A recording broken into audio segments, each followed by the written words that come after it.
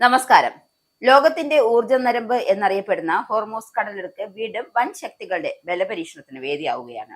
American president Donald ട്രംപിന്റെ പ്രകോപനപരമായ നീക്കങ്ങൾക്ക് Iran നൽകിയ ശക്തമായ താക്കീത് കേവലം ഒരു നയതന്ത്ര പ്രതികരണമല്ല, മറിച്ച് തങ്ങളുടെ മണ്ണിലും കടലിലും വിദേശ ആധിപത്യം അനുവദിക്കില്ല എന്ന പേർഷ്യൻ കരുത്തിന്റെ പ്രഖ്യാപനം കൂടിയാണ്.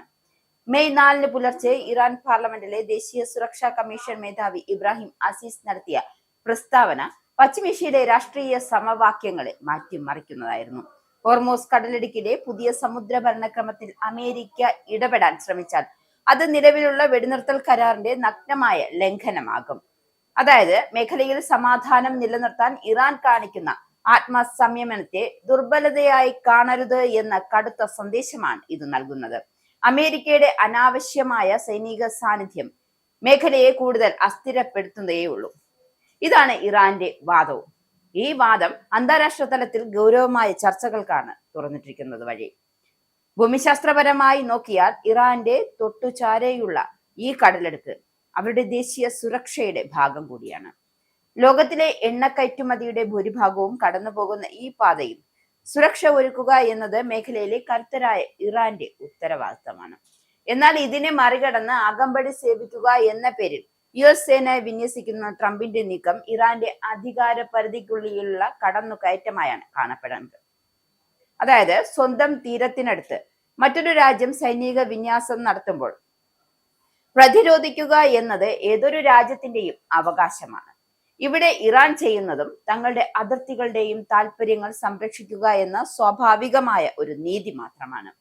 ഡൊണാൾഡ് ട്രംപിന്റെ 2ാം ഭരണകാലം പശ്ചിമേഷ്യയിൽ കൂടുതൽ സംഘർഷഭരിതമായ നീക്കങ്ങൾക്കാണ് സാക്ഷ്യം വഹിക്കുന്നതിന്. എന്തായാലും സമാധാന ചർച്ചകളെക്കാൾ ഭീഷണികൾക്കും ഉപരോധങ്ങൾക്കും മുൻഗണന നൽകുന്ന അദ്ദേഹത്തിന്റെ ശൈലി മേഖലയെ മറ്റൊരു യുദ്ധത്തിലേക്ക് തള്ളിവിടുമോ എന്ന ഭീതി നിലനിൽക്കുന്നുണ്ട്. ഹോർമോസ് കടലെടുക്ക് തടസ്സപ്പെട്ടിരിക്കുന്ന സാഹചര്യത്തിൽ അമേരിക്കൻ സൈന്യത്തെ ഇറക്കി അത് തുറപ്പിക്കുമെന്ന പ്രഖ്യാപനം വെറും പ്രകോപനപരമാണ്. ഇത് ഇറാനെ പ്രകോപിപ്പിക്കാനും അതുവഴി വെടിനിർത്തൽ കരാറുകളിൽ നിന്നും അവരെ പിന്തിരിപ്പിക്കാനുമുള്ള ആസൂത്രിതമായ ഒരു നീക്കമായി കാണാൻ സാധിക്കൂ. എന്നാലും ഇറാൻ നയതന്ത്രപരമായും സൈനികമായും ഇതിനെ നേരിടാൻ സുസജ്ജമാണ് എന്ന സൂചന നൽകുന്നുണ്ട്. ഇറാന്റെ പ്രതിരോധം വെറും സൈനികമല്ല, അത് സാമ്പത്തികവും രാഷ്ട്രീയവുമാണ്.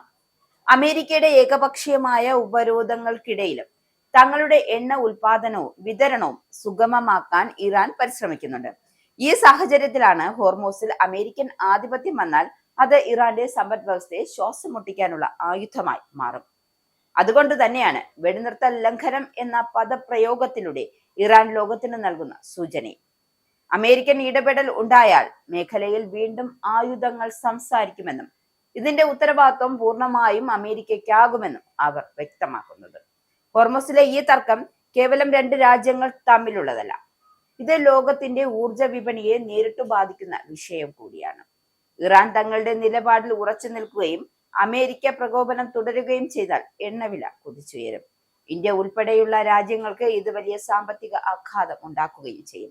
ഇറാന്റെ സുരക്ഷാ ആശങ്കകളെ മാനിക്കാതെ ഏകപക്ഷീയമായ നീക്കങ്ങൾ നടത്തുന്നത് ലോകത്തെ മറ്റൊരു സാമ്പത്തിക മാന്ദ്യത്തിലേക്ക് നയിച്ചേക്കാം. മേഖലയിലെ സമാധാനം നിലനിർത്താൻ അമേരിക്കയുടെ പിന്മാറ്റവും ഇറാന്റെ പരമാധികാരത്തോടുള്ള ബഹുമാനവുമാണ് ആവശ്യം. ഇറാൻ സമാധാനത്തിന് എതിരല്ല, മറിച്ച് അടിമത്തത്തിന് എതിരാണ് എന്നതാണ് തങ്ങളുടെ നയവും. പുതിയ സമുദ്ര ഭരണക്രമം പ്രാദേശിക രാജ്യങ്ങളുടെ പങ്കാളിത്തത്തോടെ ആകണം എന്നതാണ് ഇറാന്റെ നയം.